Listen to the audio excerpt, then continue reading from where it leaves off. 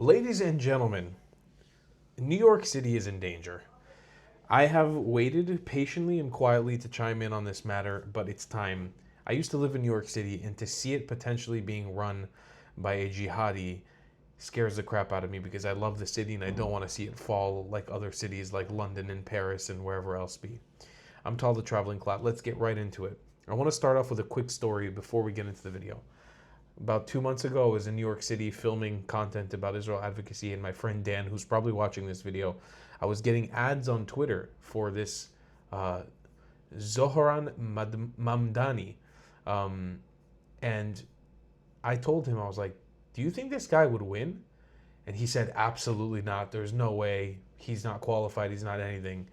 And lo and behold, here we are, almost 3 months later, and he's leading in the polls now. Which is terrifying. I believe he comes from a South Asian background. Zoran Mamdani appears to pull ahead of Andrew Cuomo, according to new poll. Zoran Mamdani, a Democratic candidate for the mayor of New York City, has drawn level with Andrew Cuomo in the city's primary, according to a new poll. If voters brave record-breaking temperatures to cast their ballots, Mamdani, a 33-year-old New York assemblyman, may even be leading Cuomo, the 67-year-old former governor and scion of a prominent New York political family. I am very nervous about this. We've got a bunch of clips of him being a pro-Palestinian.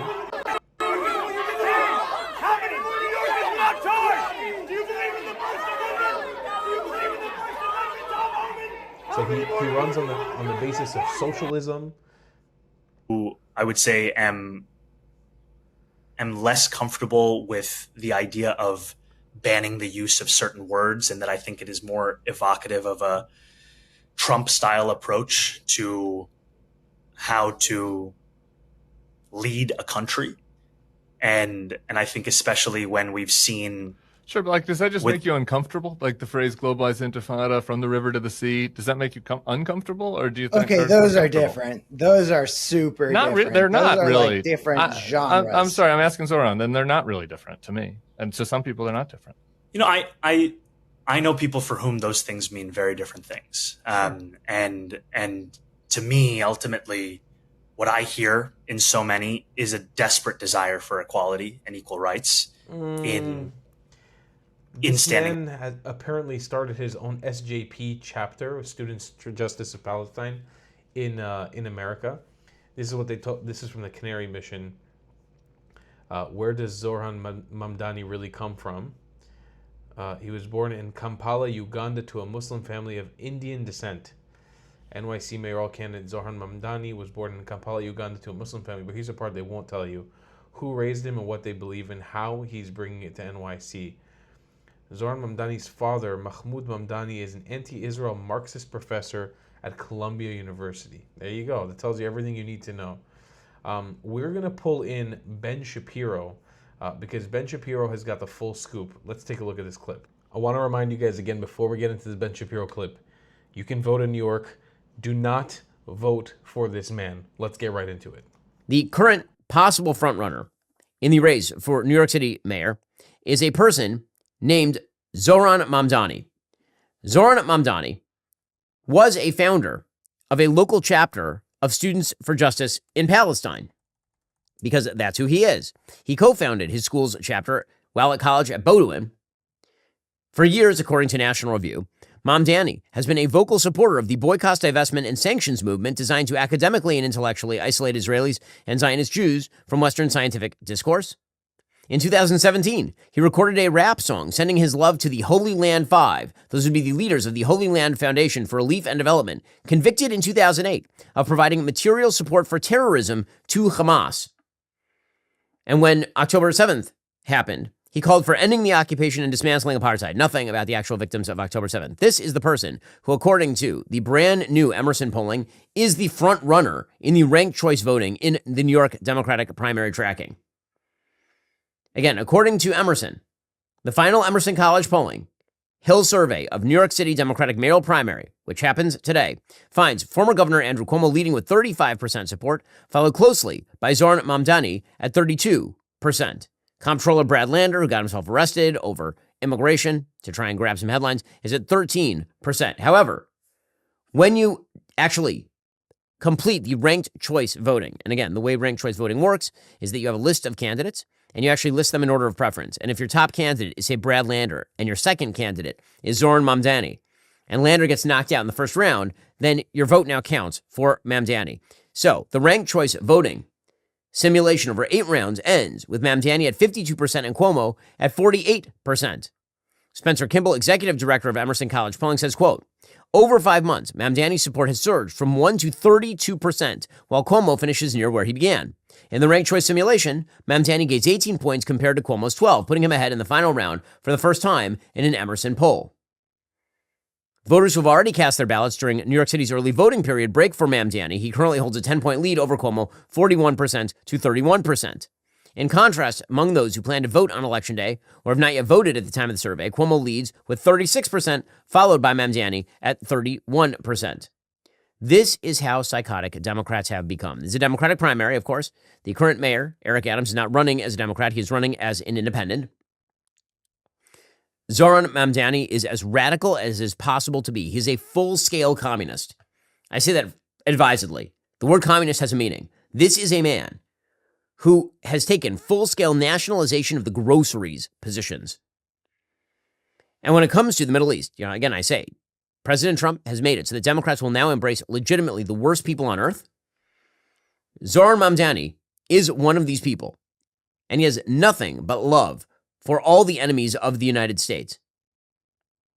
So, how did he respond to the news that President Trump had struck the Iranian nuclear facilities? Quote, these actions are the result of a political establishment that would rather spend trillions of dollars on weapons than lift millions out of poverty, launch endless wars while silencing calls for peace, and fearmonger about outsiders while billionaires hollow out our democracy from within. Andrew Cuomo, by contrast, said, quote, Iran cannot have a nuclear capability. That's number one. It's dangerous, not only for the region, it's dangerous internationally. It's dangerous for the United States.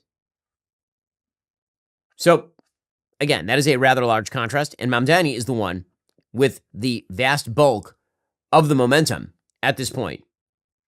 So, who the hell is Zoran Mamdani? Well, originally, he was a failed rapper. I speak here advisedly since I am, of course, a very successful rapper, but Zoran Mamdani is a failed rapper. He went by Mr. Cardamom when he was cutting his rap. Here is one of his early rap videos, and Democrats in New York believe this person should be mayor. This spoiled brat, beneficiary of America at every possible level, who believes that America is deeply evil, exploitative, and genocidal in its pursuit of foreign policy. This one should become mayor of New York. Down for you. For you, give a crime to you, bow down for you, hit the ground for you, make a sound for you. Go ahead, make a rap for you, naughty. It's a rap. Get the glass, spin the rack on your naughty. Spin the rack. Gone through. Man, so that's not good. He should not be mayor just because he made that video. But that was not his only video. He also rapped about all the crazy things he supports.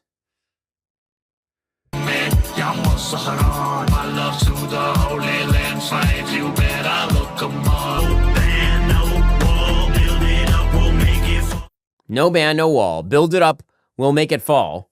And there he was expressing his love for the Holy Land Five, who are, of course, terror supporters convicted in federal court.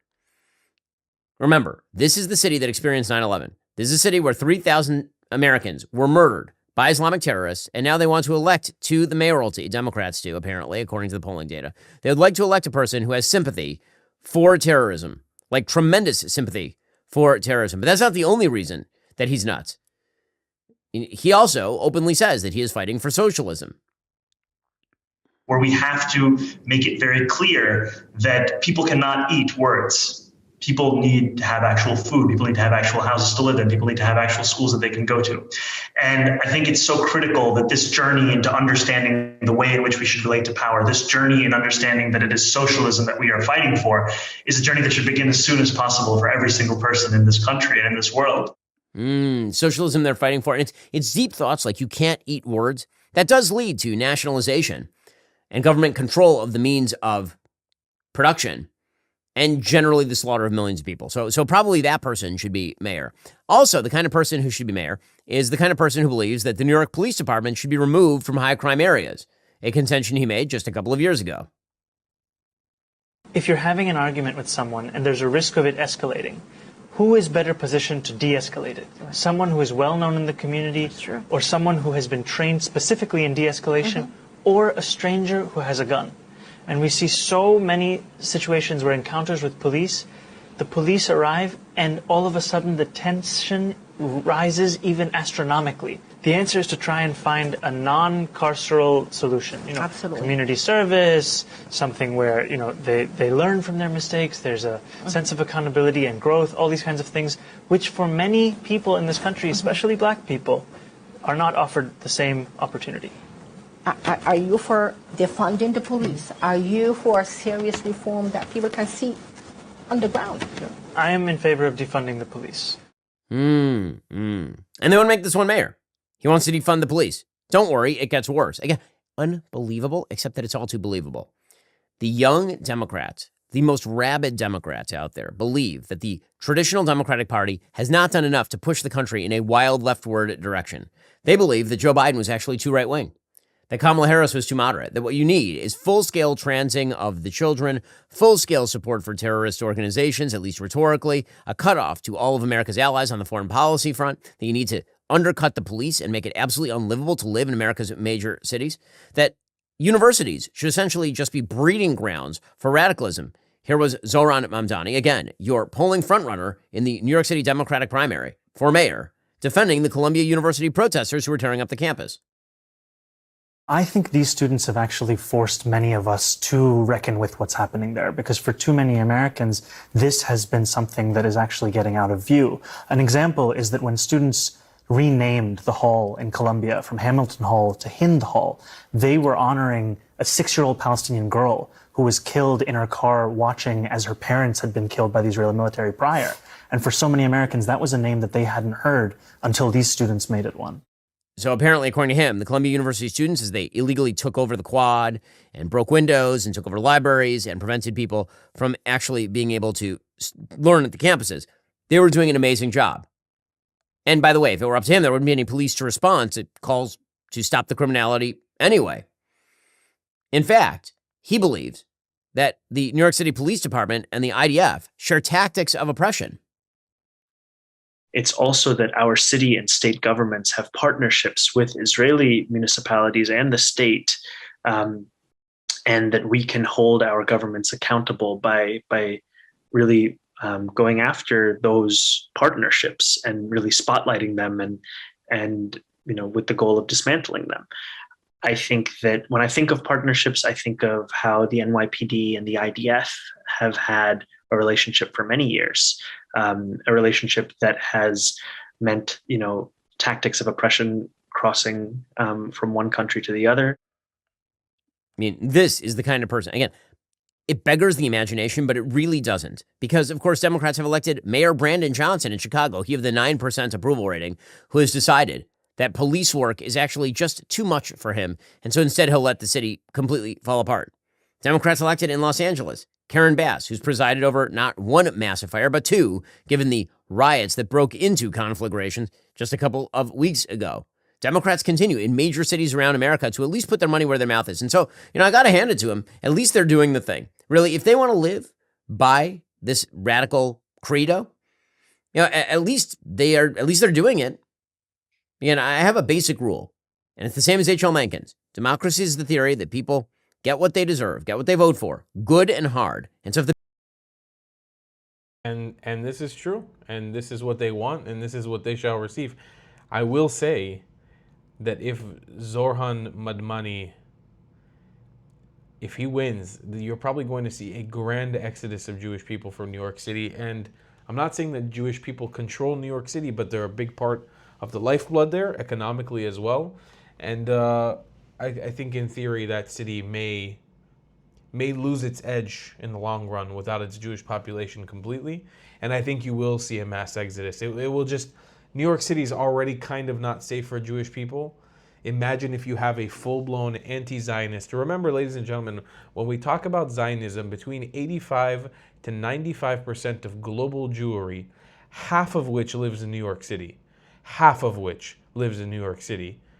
Not all half, but a large portion of the half that's outside of Israel lives in New York City is Zionist.